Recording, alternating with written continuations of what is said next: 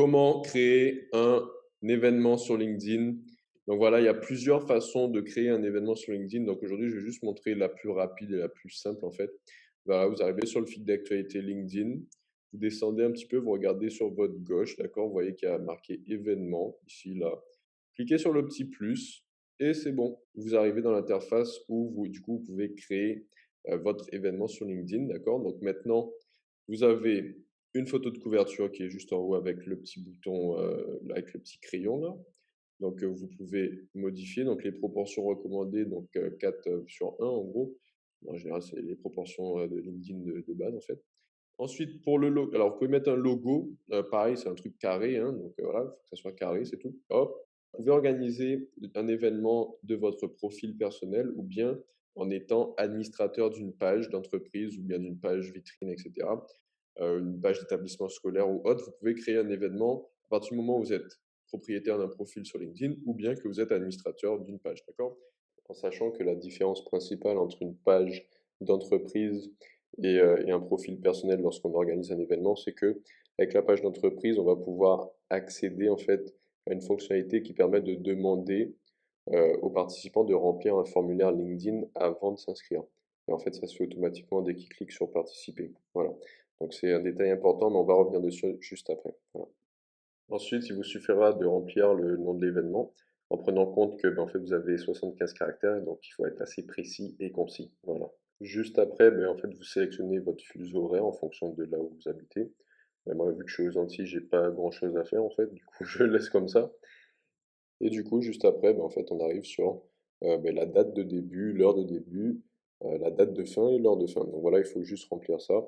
Ensuite, on pourra passer à la description où vous avez 5000 caractères pour mettre toutes les informations dont en fait, vous voulez fournir aux participants concernant l'événement, les horaires, le lieu, etc. Enfin bref, tout ce que vous voulez évoquer, vous pouvez le mettre là, il y a largement de quoi faire. Ce qui peut être intéressant par la suite, c'est d'ajouter des intervenants. Donc voilà, si vous faites un événement en collaboration, en partenariat avec quelqu'un, il faut par contre que cette personne soit directement connectée avec vous sur LinkedIn, d'accord? Donc une relation de premier niveau qui vous permettra du coup de taper, vous avez juste à taper son nom, prénom et vous pourrez la trouver et l'ajouter. Voilà.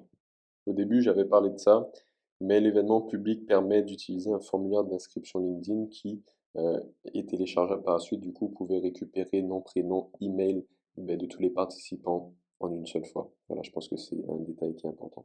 Alors, il faut savoir qu'avec l'événement public, vous allez pouvoir être référencé lors des recherches effectuées par les utilisateurs de LinkedIn.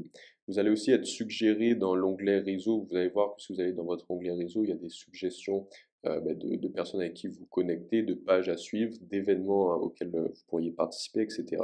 Donc l'événement va aussi être mis en avant à ce niveau-là.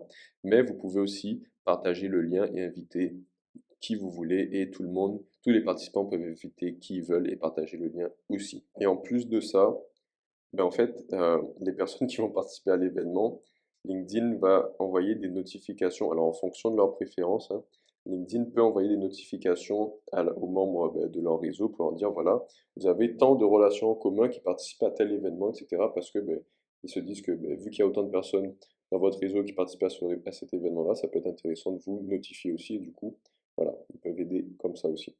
En ce qui concerne l'événement privé, concrètement, toutes les options de visibilité publique sont retirées et vous avez en fait la possibilité de choisir et d'autoriser qui va participer à votre événement. Et vous pouvez aussi choisir d'autoriser ou non les participants à votre événement à inviter leurs relations et d'autres personnes qui pourraient être intéressées aussi par l'événement.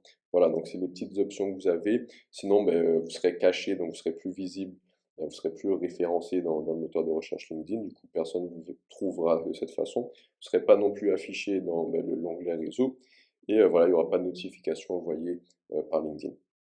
Ce qui vous reste à faire en fait, c'est juste choisir si c'est un événement en ligne ou hors ligne, et remplir, si c'est hors ligne, vous mettez l'adresse, le lieu, etc. Et si c'est un événement en ligne, vous n'avez même pas à faire ça, vous avez juste à mettre le lien d'inscription ou bien le lien sur lequel vous allez diffuser l'événement en ligne. Et après, vous cliquez sur créer et c'est parti.